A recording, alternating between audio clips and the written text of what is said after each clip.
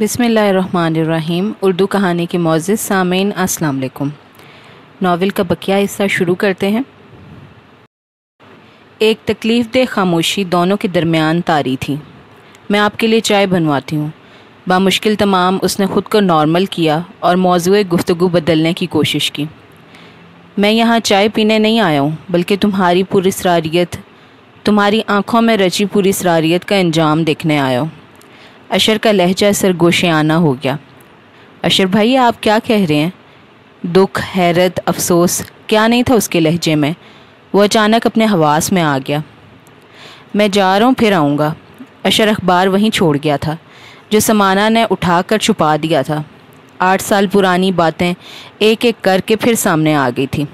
ऐ अल्लाह, मुझे इस अज़ियत से, इस दुख से निजात दिला दे। ऐ अल्लाह, मेरी तकलीफ़ों का, मेरी आजमाइशों का ख़ात्मा कर दे। मुझे हिम्मत और हौसला अता फरमा। मेरे साथ काशिफ़ और लाइबा की ज़िंदगी भी मुसलसल अज़ाब में है, ख़तरे में है।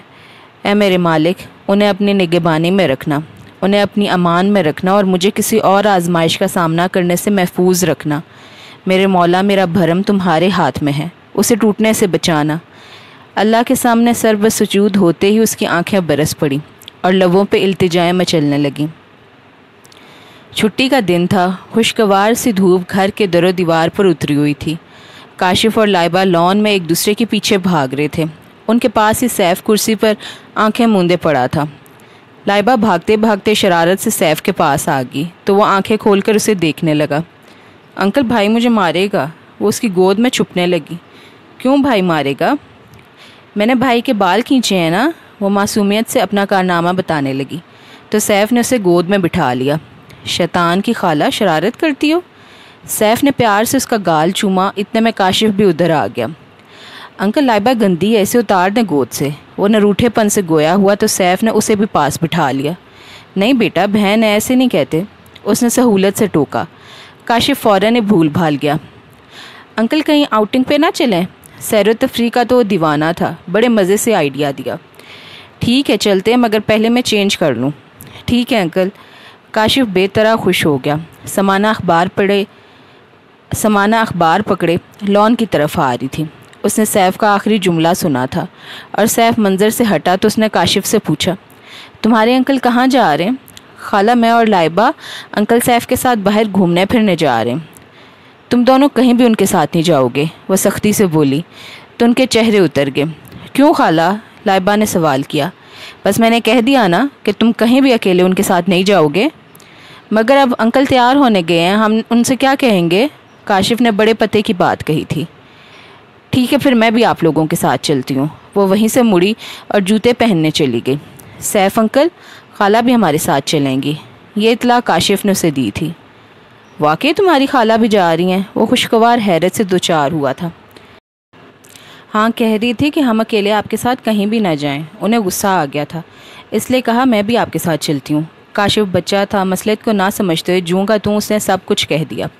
दर हकीकत उसे सैफ अंकल बहुत ज़्यादा अच्छे लगते थे और जिस तरह खाला ने गुस्सा किया था वो उसे बिल्कुल भी अच्छा नहीं लगा था। अपने तय उसने अंकल सैफ का साथ दिया था। बच्चों के सामने सैफ ने अपने तासुरात छुपा लिए। वो तैयार हो चुका था। काशिफ़ और लाइबा उसके दाएं बाएं खड़े थे जब समाना जूते पहनकर चली आई। मैं भी आपके साथ जाऊंगी। बहुत रोज़ से आउटिंग का मूड हो रहा था तो यूँ बोल रही थी जैसे जन्म जन्म की मिजाज आशना हो। सैफ अगर काशिफ़ की ज़ुबानी आगाह ना होता तो खुश हो जाता। मोहतरमा समाना, देखते हैं आपकी ज़हनी परवाज़ कहाँ तक है, वो दिल में उससे बोला था। काशिफ़ और लाइबा भागकर गाड़ी में बैठ चुके थे। उनकी वापसी 2 घंटे बाद हुई थी। सैफ को तो भूख लग रही थी। वो बाहर खाने का आदी नहीं था। समाना ने काशिफ़ और लाइबा के साथ काफ़ी कुछ खा लिया था, इसलिए उसे तो भूख नहीं थी। आज कुलसूम भी मौजूद नहीं थी। वो सुबह सुबह छुट्टी लेकर हॉस्पिटल बेटी के पास गई थी जिसके यहाँ बच्चे की वलादत मुतवक्को थी। वो किचन में घुस गया। समाना पानी पीने आई तो वो डबल रोटी और अंडे निकाल के काउंटर पर रख रहा था।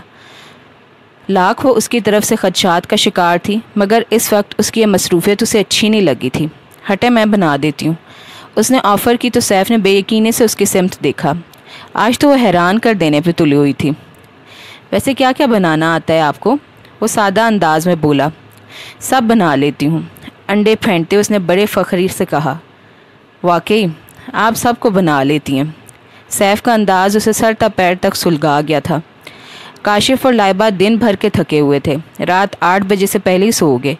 سمانہ نے ان دونوں پہ کمبل درست کیا، ٹیوب لائٹ بند کر کے 0 پاور کا بلب آن کیا، ان پہ صورتیں پڑھ کر پھونکی۔ اچھی طرح اطمینان کر لینے کے بعد وہ ان کے پاس سے اٹھی اور پھر اپنے بیڈ روم میں آئی۔ اس روز کے بعد سے اس نے کمرہ الگ کر لیا تھا۔ اب اس نے جو کمرہ رہنے کے لیے چنا تھا وہ کاشف اور لائبہ کے بیڈ روم کے عین سامنے تھا۔ یہاں سے وہ اچھی طرح نظر رکھ سکتی تھی۔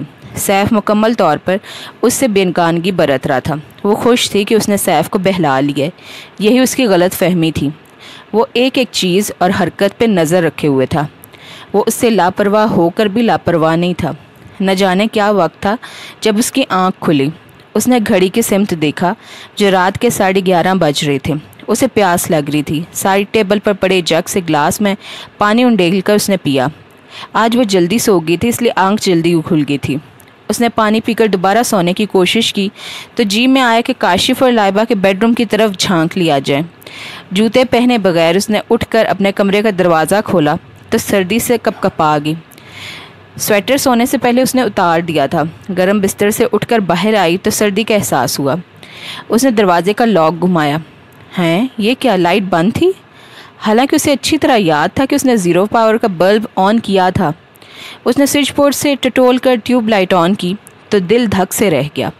خالی کمرہ بھائیں بھائیں کر رہا تھا۔ کاشف اور لائبہ کہیں بھی نہیں تھے۔ لائبہ کا ٹیڈی بیئر بھی غائب تھا۔ اسے ساتھ لیے بغیر وہ سوتی نہیں تھی۔ اس کے دل نے ایک بیٹ مس کی۔ وہی ہوا جس سے خوف زدہ تھی وہ۔ دبے پاؤں آ کر اس کا سب سے قیمتی اثاثہ لوٹ کر لے گیا تھا اور اسے خبر تک نہ ہوئی تھی۔ وہ وہاں سے بھاگتی ہوئی سیف کے بیڈ روم تک ایک موہوم سی امید کے سہارے آئی تھی۔ دروازہ لاک نہیں تھا۔ اس کے ہاتھ مارنے کی دیر تھی، چوپٹ کھل گیا۔ سامنے جہازی سائڈ بیڈ پہ وہ سیف کے ساتھ نیم دراز فلم دیکھ رہے تھے۔ ایک اندیکھے غصے نے اسے مغلوب کر ڈالا۔ میری جان نکالنے میں تم لوگوں نے کوئی کسر نہیں چھوڑی تھی۔ پوری قوت سے پہلے اس نے کاشف اور پھر لائبہ کو تھپڑ رسید کیا۔ اس سے پہلے کہ دوبارہ وہ وہی عمل دہراتی، سیف نے سختی سے اس کا ہاتھ پکڑ لیا تھا۔ انہیں کیا کہتی ہو؟ مجھ سے بات کرو۔ میں ہی انہیں یہاں لے کر آیا ہوں۔ کاشف نے بہت روز سے مجھے بیبیز ڈے آؤٹ مووی کا کہا ہوا تھا۔ میں آج یہ سوچ کر لے آیا تھا کہ ان دونوں کا لانگ ویکینڈ ہے، فلم دیکھ کر بہل جائیں گے۔ میں نے ٹی وی لاؤنج میں لگا کر نہیں دی اس لیے کہ بچے ہیں اور اکیلے ہیں، اس لیے اپنے بیڈ روم میں لے آیا تھا۔ اس میں اتنا غضبناک ہونے کی کیا بات ہے؟ اس نے جھٹکے سے اس کی کلائی چھوڑی تو تکلیف کی شدت سے اس کی چیخ نکلتے نکلتے رہ گئی۔ اس نے بڑے شوق سے کالے اور سرخ رنگ کے ساتھ میچنگ چوڑیاں پہنی تھیں جو سیف کے آئینی ہاتھ کی گرفت میں کرچی کرچی ہو گئی تھی۔ سمانہ کی کلائی سے خون نکل رہا تھا۔ سیف مڑ کر دونوں کو چپ کرانے لگا جو سمانہ کے رد عمل کی وجہ سے سہم کر رو رہے تھے۔ حالانکہ کچھ دیر پہلے وہ سیف انکل کے ساتھ کتنے آرام سے مووی دیکھ رہے تھے۔ انہیں سیف انکل بہت اچھے لگنے لگے تھے، خالہ سے بھی زیادہ، کیونکہ وہ ان سے پیار جو بہت کرنے لگے تھے۔ وہ خالہ سے چھپ کر ان دونوں کے لیے بہت سی چیزیں لاتے، انہیں سٹوریز سناتے تھے۔ کاشف تو انکل سیف سے ریسلنگ بھی کرتا تھا۔ کتنی دفعہ جب خالہ رات کو سو جاتی تھی تو سیف انکل ان کے بیڈ روم میں آ جاتے، ان کے ساتھ مزے مزے کی باتیں بھی کرتے تھے۔ لائبہ بڑے حسرت سے کاشف سے کہتی تھی، ہمارے پپا بھی انکل کی طرح ہوتے کاش۔ یہ سیف نے سن لیا تھا۔ لائبہ کی یہ بات نیزے کی انی کی طرح اس کے دل میں ترازو ہو گئی تھی۔ لائبہ تم مجھے بے شک پپا کہا کرو، اس نے لائبہ سے کہا تھا۔ نہیں انکل، خالہ جانی کو پتہ چلا نا تو غصہ کریں گی، ہم آپ کو انکل ہی کہیں گے کیونکہ آپ بہت سویٹ ہیں۔ لائبہ کی اس بات پر سیف نے اس کا گال چوم لیا تھا۔ اب اسی گال پہ سمانہ نے بے رحمی سے چانٹا مارا تھا۔ دونوں اس کے پاس دبک گئے تھے۔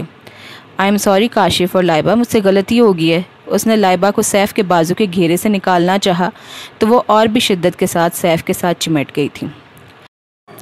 میں انکل کے پاس سوؤں گی، اور میں بھی، لائبہ کے ساتھ ساتھ کاشف نے بھی اعلان کیا تھا۔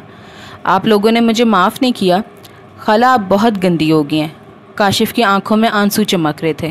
میری جان مجھے معاف کر دو پلیز۔ اس نے سیف کے سینے کے ساتھ چپکے کاشف کو پیار کرنا چاہا تو ناراضگی کے اظہار کے طور پہ کاشف نے منہ پھیر لیا۔ اس کے سامنے سیف کا چہرہ تھا۔ کاشف سیف کے سینے سے لپٹا اور وہ خود اس سے کتنا قریب تھی، خیال آتے ہی پیچھے ہوئی تھی۔ دیکھو مجھے معاف کر دو نا پلیز، میں آج آپ دونوں کے پاس سوؤں گی اور سنڈریلا کی سٹوری بھی سناؤں گی۔ اس نے لالچ سے کام نکالنا چاہا۔ جی نہیں، ہم سیف انکل کے پاس ہی سوئیں گے۔ وہ دونوں یک آواز ہو کر بولے تو بے بسی سے ان دونوں کو دیکھ کر رہ گئی۔ پھر شاید کاشف کو اس پر ترس آ گیا۔ خالہ آپ بھی ادھر ہی سو جائیں نا، بہت جگہ ہے۔ کیوں انکل، خالہ کو معاف کر دیں اور ادھر ہی سونے دیں نا۔ اب کاشف نے سیف کو بھی ثالث بنایا تھا۔ ٹھیک ہے، وہ آہستہ سے بولا۔ خالہ ادھر آ جائیں۔ کاشف نے سیف کی دائیں سائڈ پہ اشارہ کیا۔ ایک طرف تو وہ خود تھے، لائبہ کا سر سیف کے سینے پر تھا، جبکہ کاشف اس کے بازو پر سر رکھے لیٹا تھا۔ سیف نے بڑی گہری نگاہوں سے اس کے سمت دیکھا تھا۔ کاشف بیٹا، میرے کمرے میں نا ایک جن ہے، اگر تمہاری خالہ جانی کو کھا گیا تو؟ سیف انکل آپ بہت اسٹرانگ ہیں، جن نے آپ کو دیکھا تو خالہ کو چھوڑ کر بھاگ جائے گا۔ کاشف نے اس کے بازو پہ بڑے فخریہ انداز میں ہاتھ پھیرا تھا۔ سیف کو ہنسی آ گئی۔ مگر یہ جن بھاگنے والا نہیں، پکڑ کر چھوڑتا نہیں ہے۔ خالہ نے آپ کے ساتھ جو کیا ہے نا، اسے اچھا نہیں لگا ہے۔ سمانہ کو غصہ آ گیا۔ بچوں کے سامنے وہ کس قسم کی باتیں کر رہا تھا۔ سمانہ صوفے پر جا بیٹھی۔ سیف نے دوبارہ مووی لگا دی۔ کچھ ہی دیر میں بچے بھول بھال کے لائبہ ٹی وی دیکھتے دیکھتے سو گئے۔ کاشف کو بھی نیند آ رہی تھی۔ سیف نے اٹھ کر ٹی وی بند کیا اور دروازہ لاک کیا۔ سمانہ کا دل حلق میں دھک دھک کرنے لگا۔ یہ جن اسٹرانگ ہے تو کیا ہوا، اس کے سینے میں بھی دل ہے، بے ایمان بھی ہو سکتا ہے۔ وہ بولتے بولتے اس کی طرف جھکا تھا۔ اس نے سمانہ کے کندھے کو اپنے فولادی ہاتھ میں پکڑا تو اس نے سر اوپر اٹھایا۔ آج تو آپ نے جو کیا اس پہ معافی ہے، اگر آئندہ اس طرح ہوا تو اچھا نہیں ہوگا۔ یہ بن ماں باپ کے بچے ہیں۔ حتی الامکان وہ آہستہ آواز میں بول رہا تھا، مگر اس کے لہجے کی درستگی وہ اچھی طرح محسوس کر رہی تھی۔ وہ پیچھے ہٹا تو اس نے اطمینان کی سانس لی۔ میں اپنے کمرے میں سونے جا رہی ہوں۔ وہ اس کے تیوروں سے خائف ہو گئی تھی۔ جن سے ڈر گئی ہیں؟ اوہ سوری، میں تو بھول گیا تھا، آپ کو تو دنیا جہان کے مردوں سے ڈر لگتا ہے، شاید شادی جیسے بندھن کے نام سے آپ کو نفرت ہے۔ وہ غضب کی اداکاری کر رہا تھا۔ مجھ ناچیز کو شوہر جیسے اعزاز سے کیوں نوازا تھا آپ نے؟ وہ اس وقت اسے یہاں قریب دیکھ کر باغی ہو رہا تھا۔ کاشف اور لائبہ سو چکے تھے، اس لیے اس طرف سے وہ بے فکر تھا۔ ہمارے درمیان یہ طے پایا تھا کہ آئندہ اس موضوع پہ کوئی بات نہیں ہوگی، سمانہ نے اسے یاد دلایا۔ کیوں بات نہیں ہوگی؟ ابھی بات ہوئی کہاں ہے، میں فرشتہ نہیں ہوں۔ سیف اسے جان کر ڈرا رہا تھا۔ سمانہ کے چہرے کا رنگ اڑا ہوا تھا۔ وہ دروازے کے پاس کھڑی تھی۔ سیف ہٹے تو وہ باہر نکلے۔ وہ آگے چٹان کی طرح کھڑا تھا۔ تو خدا ہے نہ میرا عشق فرشتوں جیسا، دونوں انسان ہیں تو کیوں اتنے حجابوں میں ملیں؟ اس نے بڑے جذب کے عالم میں شعر پڑھا تھا۔ آگے سے ہٹے، میں باہر جاؤں گی۔ سیف کے بدلتے انداز سے اسے بہادری ساری بھلا گئے تھے۔ میرے پاس آؤ تو محبت سے محبت کرنا سکھاؤں۔ اس نے سمانہ کی چوٹی سے آزاد آوارہ لٹ کو اپنی انگلی سے چھیڑا تھا۔ تمہاری آنکھیں، اس نے سمانہ کی لرزتی پلکوں کو غور سے دیکھا تو وہ سن ہو کر رہ گئی۔ وہ ابھی تک اس کے بارے میں سوچ رہا تھا۔ دیوار سے ٹیک لگائے، آنکھیں بند کیے، وہ ابھی تک دل کی دھمک کن پٹیوں میں محسوس کر رہی تھی۔ یہ شخص بہت بے باک ہے۔ کسی جذبے کی آنچ سے دھڑکتی اس کی گہری براؤن آنکھوں پر وہ تصویر چمکی تھی۔ مگر مجھے کیا ہو گیا تھا؟ کیوں بھوت بن گئی تھی؟ واقعی اس شخص میں ذرا بھی شرم نہیں ہے۔ اس نے بڑے آرام سے سیف کو مورد الزام ٹھہرایا۔ تیز روشنی میں اس نے اپنی کلائی دیکھی جہاں پہ خون خشک ہو چکا تھا۔ ایک چوڑی بھی سلامت نہیں بچی۔ کیسے ڈانٹ رہا تھا مجھے، جیسے کاشف اور لائبہ کی بڑی پرواہ ہو اسے، اور ان بیوقوفوں کو دیکھو کیسے چمٹ رہے تھے اس کے ساتھ، جیسے سگا باپ ہو ان کا۔ دھوکہ ہی دھوکہ ہے، کیا سچ کیا جھوٹ مجھے نہیں پتا، مگر مجھے خود کو اور کاشف کے ساتھ ساتھ لائبہ کو بھی بچانا ہوگا۔ بہت معصوم ہیں یہ دونوں، انہیں خوبصورت چہروں کے پیچھے چھپے مکروہ ارادوں کی کیا خبر؟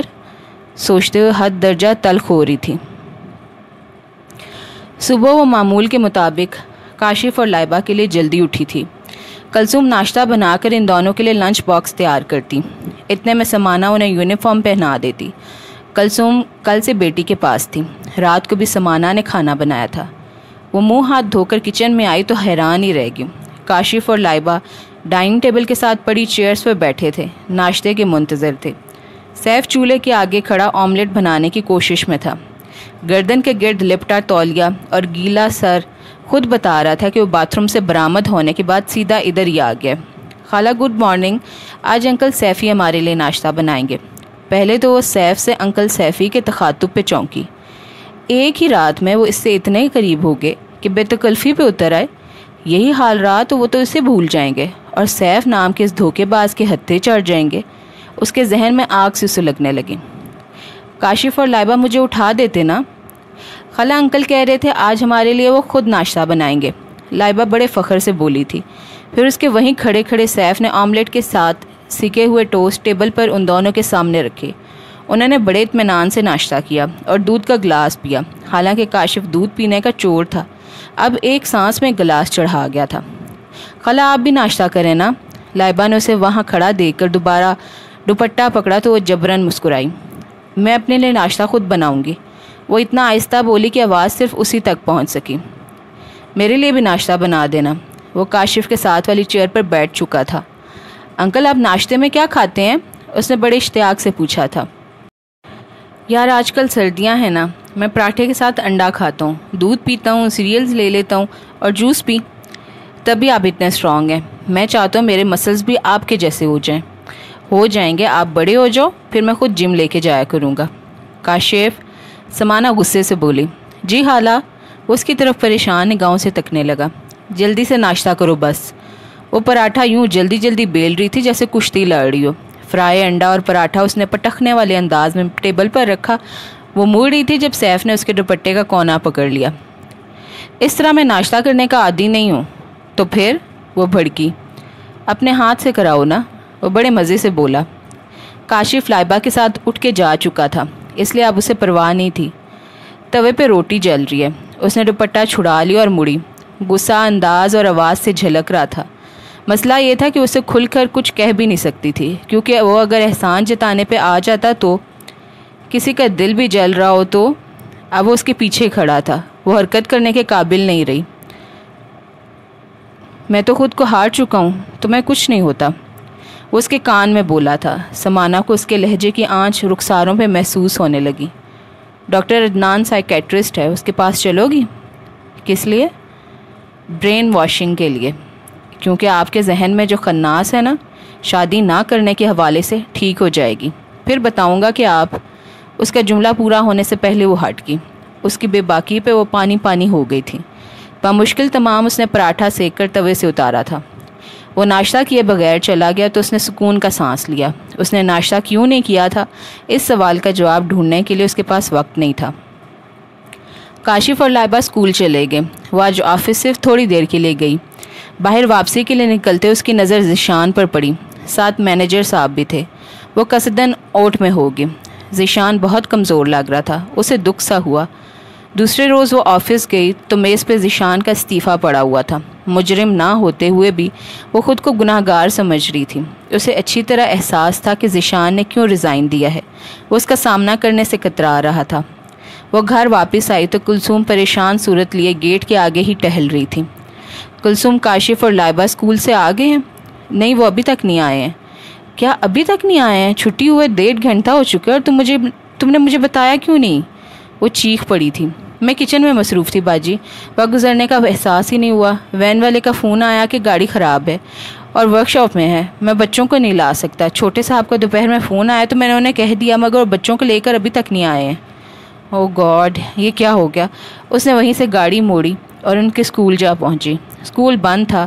گیٹ کیپر نے کہا کہ بچے جا چکے ہیں۔ کس کے ساتھ گئے ہیں؟ اس نے جو حلیہ بتایا وہ 100% سیف پہ پورا اترتا تھا۔ اس نے سیف کے سیل فون کو ٹرائی کیا، فون بند تھا۔ اس کی آنکھوں میں مارے وحشت کے آنسو آ گئے۔ اسی حالت میں وہ گھر آئی تو آگے سیف کی گاڑی کھڑی تھی۔ کاشف اور لائبہ بیٹھے ہوئے تھے۔ خالہ جانی، ہم KFC گئے تھے، پھر انکل نے ہمیں آئس کریم بھی کھلائی تھی۔ لائبہ کو مطلق اس کی پریشانی کا احساس بھی نہیں تھا۔ اس کا جی چاہ رہا تھا دونوں کا منہ تھپڑوں سے لال کر دے۔ انہیں کیا پتہ تھوڑی سی دیر میں اس پہ کیا گزر گئی ہے۔ سیف کی موجودگی کی وجہ سے وہ اپنے خیال کو عملی جامہ نہیں پہنا سکی تھی۔ اصل میں کلثوم کا فون آیا تو میں سیدھا ان کے اسکول چلا گیا۔ وہاں پہ یہ چھٹی کے بعد انتظار میں تھے۔ میں نے انہیں پک کیا تو کہنے لگے کہ KFC چلنا ہے، سو ان کی فرمائش پوری کی، اس لیے دیر ہو گئی ہے۔ سیف نے معتدل انداز میں وضاحت دی، مگر اس کا اندرونی غصہ کم ہونے میں ہی نہیں آ رہا تھا۔ آپ ان کی عادت مت بگاڑیں، مجھے کل مشکل ہوگی۔ میں ان کی عادتیں نہیں بگاڑا، یہ ان کی ریکوائرمنٹس ہیں۔ یہ محبت کو ترسے ہوئے ہیں۔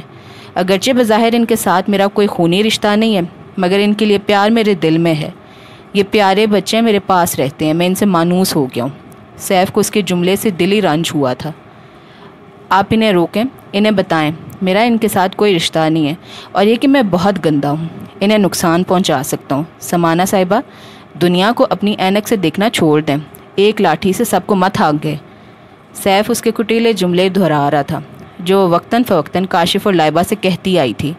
وہ بچے تھے، سیف کا رویہ دیکھ کر اسے ہر بات بتا دیتے تھے۔ وہ سخت شرمندہ ہو رہی تھی۔ ان دونوں نے سیف کے سامنے اس کی نظریں جھکا دی تھی۔ وہ اپنے بیڈ روم میں بند ہو گیا تھا۔ دونوں بہن بھائی بھی بدمزہ ہو گئے تھے۔ خالہ ہر موقع پہ کوئی نہ کوئی گڑبڑ کر دیتی ہیں، ہے نا؟ یہ خیال کاشف کا تھا جو اس نے لائبہ کی سماعتوں میں سرگوشی کے ذریعے منتقل کیا تھا۔ سمانہ نے اسے تیز نظروں سے گھورا تھا۔ کافی دیر گزر گئی، سیف باہر نہیں آیا تو کاشف نے اس کے کمرے کا دروازہ نوک کیا۔ لائبہ اس کے پیچھے کھڑی تھی۔ سیف کے باہر نکلنے پہ دونوں اس کے ساتھ دائیں بائیں کھڑے ہو گئے۔ سوری انکل، ہماری وجہ سے آپ ہرٹ ہوئے؟ کاشف نے اس کا ہاتھ پکڑا ہوا تھا۔ ارے نہیں فرینڈز، ایسا کچھ بھی نہیں ہے۔ اس نے اپنے تاثرات نارمل کر لیے۔ وہ انہیں اٹھا کر اندر لے آیا۔ تمہاری خالہ جانی نا پاگل ہیں، دیکھنا میں کرتا کیا ہوں ان کے ساتھ۔ ہاں انکل، خالہ اتنی بدل گئی ہیں شادی کے بعد۔ وہ بے اختیار ہنستا چلا گیا۔ کاشف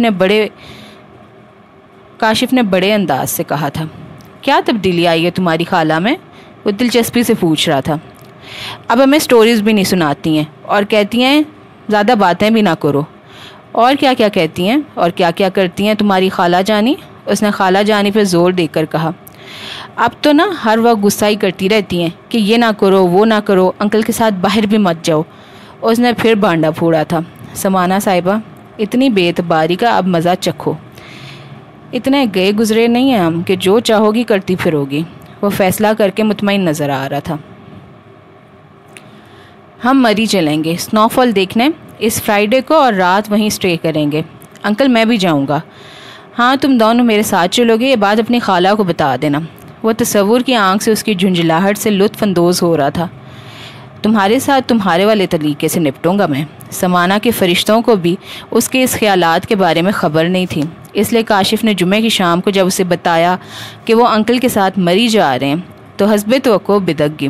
اب وہ اسے کچھ کہہ بھی نہیں سکتی تھی کیونکہ سیف کو جا کر وہ سب کچھ بتا دیتا، اور پہلے اس کا تاثر اچھا نہیں بنا ہوا تھا۔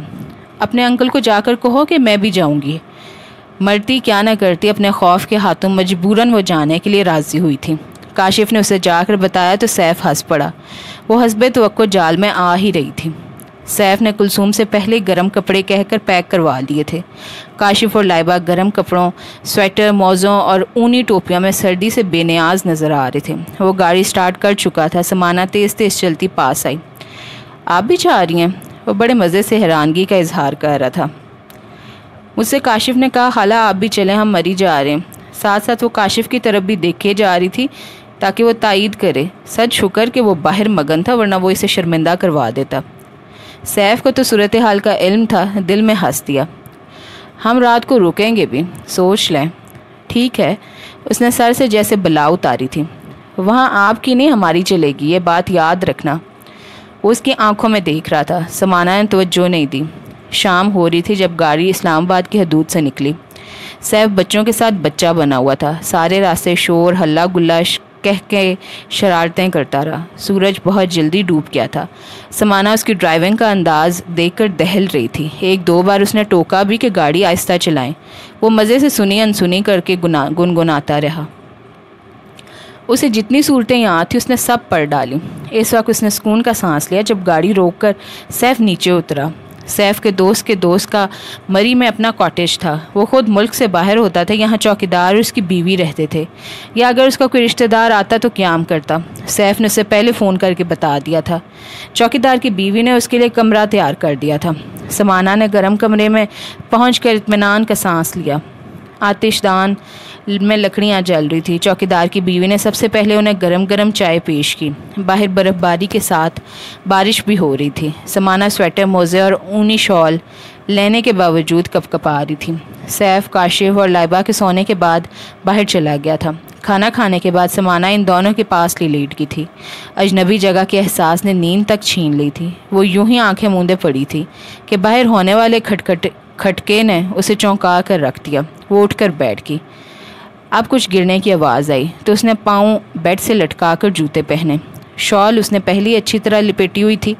ڈرتے ڈرتے اس نے دروازہ کھولا تو زندگی میں پہلی بار اسے سیف کی غیر ذمہ داری پہ بے پناہ غصہ آیا۔ وہ انہیں اجنبی جگہ اجنبی لوگوں کے بیچ چھوڑ کر جانے کہاں چلا گیا تھا؟ باہر وسیع صحن میں سرو اور دیودار کے درخت قطار در قطار کھڑے تھے۔ دور کونے میں 2 کمرے بنے ہوئے تھے۔ پورے گھر کی لائٹس آن تھیں۔ اسے خوف نے لرزا دیا۔ یہاں اس جگہ انہیں کوئی مار کر گہری کھائی میں پھینک دے تو اس دہشت ناک خیال نے جیسے اس کا خون تک خشک کر دیا۔ ہلکی ہلکی بارش ہو رہی تھی۔ اس نے پلٹ کر دیکھا، کمرے کا دروازہ بند نظر آ رہا تھا۔ وہ انہی قدموں پلٹی اور دروازے سے جھانکا۔ سیف اندر موجود تھا اور گیلی جیکٹ اتار رہا تھا۔ وہ شاید ابھی ابھی آیا تھا۔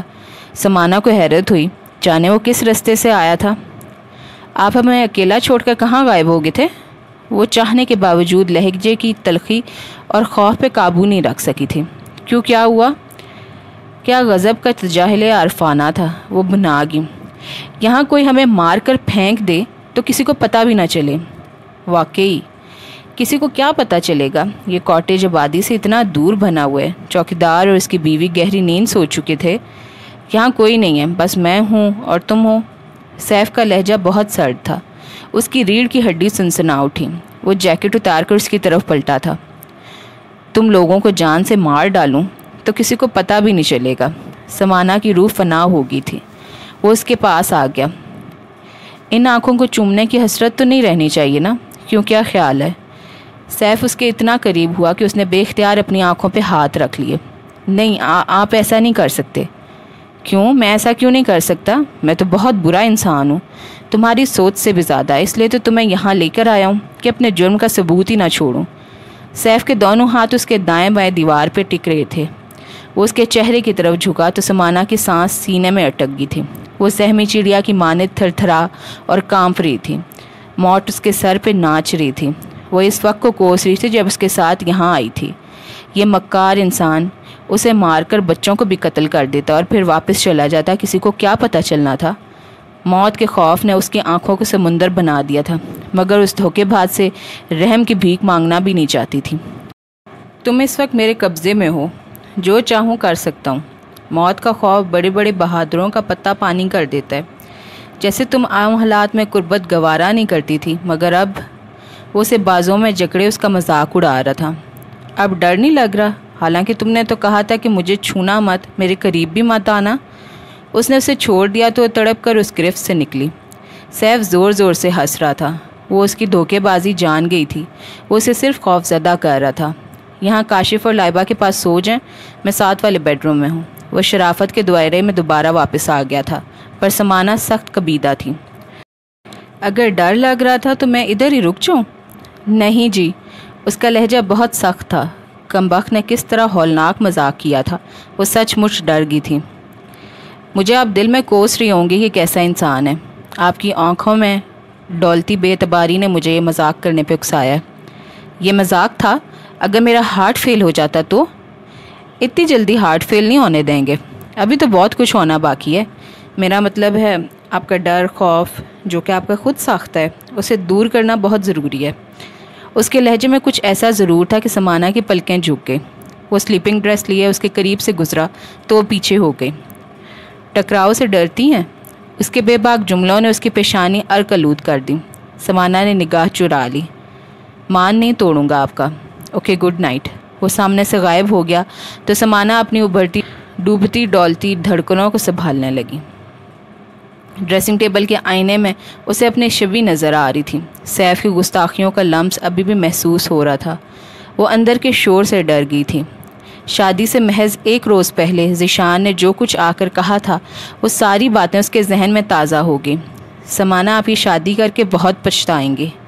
میں یہ نہیں کہتا کہ آپ مجھ سے ہی شادی کریں، آپ کسی اور جگہ شادی کر لیں، مگر یہاں مت کریں، کیونکہ اس کے چہرے پہ اضطراب تھا۔ آپ مجھے غلط اور لالچی سمجھتی ہیں۔ باخدا میرے دل میں ایسا کوئی خیال نہیں ہے۔ اگر امی کے دل میں ایسی کوئی بات ہے تو ہوگی۔ میں نے کبھی آپ کی جائیداد کے بارے میں سوچا تک نہیں۔ ہاں، میں یہ ضرور اقرار کرتا ہوں کہ میں آپ کو ٹوٹ کے چاہنے لگا ہوں۔ آپ کے بغیر میری زندگی ویران گزرے گی سمانہ۔ ذیشان کا لہجہ بھر گیا تھا۔ آپ کو شک ہے نا کہ آپ کے گھر اور گاڑی پہ میں نے حملے کروائے؟ ایسا نہیں ہے، یہ سارا کھیل اشر بھائی کا رچایا ہوا ہے۔ اس نے سمانہ کے سر پر گویا دھماکہ کیا تھا۔ آپ جھوٹ بول رہے ہیں۔ سمانہ کو اپنی آواز کھوکھلی سی لگی۔ میں جھوٹ نہیں کہہ رہا، سچ کہہ رہا ہوں۔ میرے پاس ناقابل تردید ثبوت ہیں۔ میں نے بڑی محنت سے اس راز کا کھوج لگایا ہے۔ سیف اشر کا سب سے قریبی دوست ہے اور اس کے ساتھ آپ کی شادی ہو رہی ہے۔ مجھے شک ہے کہ وہ اپنا مقصد نکال کر واپس چلا جائے گا۔ مجھے تو اس کے پیچھے گہری سازش دکھائی دے رہی ہے۔ ابھی مجھے پتہ نہیں ہے، مگر انشاءاللہ یہ حقیقت بھی آپ کے سامنے لا کر رکھوں گا۔ آپ بس کوئی بھی بہانہ بنا دیں۔ ذیشان کے لہجے اور باتوں میں ایسا یقین تھا کہ وہ ایمان لے آئے۔ میں اب کیا کروں؟ صبح نکاح ہے، ایسا نہ ہو کہ میرے انکار کی وجہ سے لوگ مشتعل ہو جائیں۔ وہ بے حد پریشان ہوگی۔ سمانہ، جب تک اس کا مقصد پورا نہیں ہو جاتا آپ بخیر رہیں گی، ورنہ شادی کے بعد آپ مسلسل خطرے کی زد میں رہیں گی۔ نہ صرف آپ بلکہ بچے بھی۔ اس طرح تو آپ ان کے لیے ترنے والا ثابت ہوں گی۔ آپ کو بہت زیادہ احتیاط کی ضرورت ہے۔ نہیں ذیشان، شاید ایسا نہ ہو۔ اگر اس وقت میں پیچھے ہٹی تو یہ لوگ ہوشیار ہو جائیں گے۔ پریشانی کے باوجود اس کا ذہن کام کر رہا تھا۔ ذیشان جاتے جاتے اس کے سامنے رکا اور اسے غور سے دیکھا اور باہر نکل گیا۔ وہ اسے پریشانیوں کے حوالے کر کے چلا گیا تھا۔ وہ کمرے میں مسلسل چکر لگا رہی تھی۔ وہ تصور کی آنکھ سے دیکھ رہی تھی۔ وہ دلہن بنی ہوئی ہے، نکاح کے وقت نکاح خواہ کے پوچھنے پہ صاف انکار کر دیتی ہے۔ تب سیف اور اشر کاشف اور لائبہ کو غائب کروا دیتے ہیں۔ یہ تصور اتنا جان لیوا تھا کہ وہ لرز سی گئی۔ شادی کا یہ جوا اس نے کھیلنا ہی تھا۔ کاشف لائبہ کی زندگی اسے بہرحال ہر چیز سے زیادہ عزیز تر تھی۔ وہ انہیں کیوں داؤ پہ لگاتی؟ اب اسے خود ہی کچھ کرنا تھا اور اس نے سوچ لیا تھا۔ عین شادی کے روز ذیشان کی خودکشی نے اسے بے حد اذیت دی۔ اسے یہ بھی پتا تھا کہ اس نے انتہائی مایوسی اور بے دلی کی حالت میں یہ فعل سر انجام دیا ہوگا، مگر اللہ کا شکر تھا کہ اس کی زندگی بچ گئی۔ سمانہ ایک روز باقاعدہ اس کے پاس گئی تھی، اسے سمجھایا تھا۔ اب وہ اس کے آفس سے ریزائن دے کر خود کو سنبھالنے کی کوشش میں لگا ہوا تھا۔ وہ خوش تھی کہ ذیشان اس جذباتی دھچکے سے سنبھل رہا ہے۔ اب اسے سیف کے ارادوں کا پتہ چلانا تھا۔ ذیشان کے الفاظ کی سچائی پرکھنے کے لیے سیف اور اشر کے تعلق کو اس نے سمجھنا تھا، اور یہ اتنا آسان نہیں تھا۔ وہ پل پل کاشف اور لائبہ کی حفاظت کے خیال سے چوکنا رہتی تھی۔ اسے اپنے آپ کو بھی بچانا تھا سیف کے اندازوں سے جو دن بدن سرکش ہوتے جا رہے تھے۔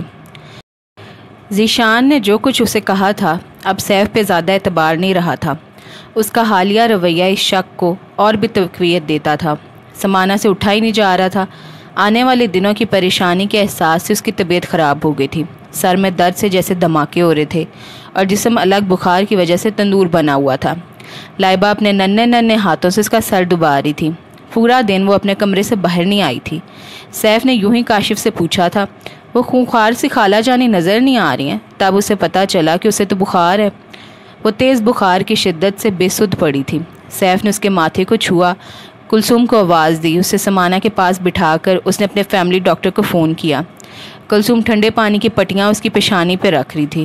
کلثوم نے 2 مرتبہ سمانہ کو دوا دی جو بمشکل تمام اس کے حلق سے اتری اور پھر سو گئی۔ سیف نے آ کر کئی بار اسے دیکھا۔ کاشف اور لائبہ سوئے تو اس نے ان کے کنبل درست کیے، ان کے ماتھے پہ پیار کیا۔ گڈ نائٹ فرینڈز، تمہاری خالہ جانے کو اعتراض نہ ہو تو چلتا ہوں۔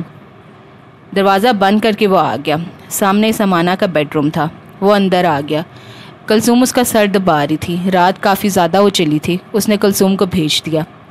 یہ کام تو میں بھی کر سکتا ہوں، آخر مجھے بھی بیماری کی عیادت کا ثواب کمانے کا موقع ملنا چاہیے۔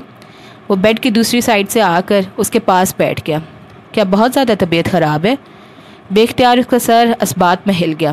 بچپن میں جب کبھی اس کی طبیعت خراب ہوتی تھی تو اماں یا ابا کے پوچھنے پہ رونا شروع کر دیتی تھی۔ اس وقت بھی سیف کے پوچھنے کی دیر تھی۔ اس کی آنکھوں سے گرم گرم آنسو پھسل گئے۔ اماں اسے گود میں چھپا لیتی تھی۔ کاش اس وقت اماں یا آپا ہوتی تو ان کے سینے میں سر چھپا کر سارے آنسو بہا دیتی۔ وہ انہیں بتاتی کہ اس نے کیسے کانٹوں پہ چلتے ہوئے وقت گزارا ہے۔ خوف اور ہراس کے کامل سائے لمحہ بلمحہ اس کا پیچھا کرتے رہے ہیں۔ اس وقت جو شخص اس کے سامنے بیٹھا ہے وہ اس کی نیت کے بارے میں کچھ بھی نہیں جانتی، پر نہ جانے کیوں اب اس پہ اعتبار کرنے کو دل چاہنے لگا ہے۔ اپنی تھکن اسے سونپ دینے کو جی کرتا ہے، مگر کہیں یہ بھی سراب نہ ہو، دھوکہ نہ ہو۔ اسے ایک امید کی کرن جو نظر آنے لگی ہے اسے کوئی اندھیروں کی نظر نہ کر دے۔ سمانہ، آپ رو رہی ہیں؟ سیف نے اس کا گلابی آنسوں میں ڈوبا چہرہ اوپر کیا تو اس کے ضبط کے سارے بندھن ٹوٹ گئے۔ اس کے ساتھ ہی اس قسط کا اختتام ہوتا ہے اور اگلی قسط میں انشاءاللہ ضرور ملیں گے۔ اور اگر آپ نئے ہیں چینل پہ تو سبسکرائب ضرور کیجیے گا، اور ویڈیو پسند آئی ہے تو اس کو لائک بھی کیجیے گا۔ بہت اچھا ناول ہے اور اس کے بارے میں فیڈ بیک بھی ضرور دیجیے گا کہ آپ کو یہ کیسا لگا ہے۔ اور اللہ حافظ۔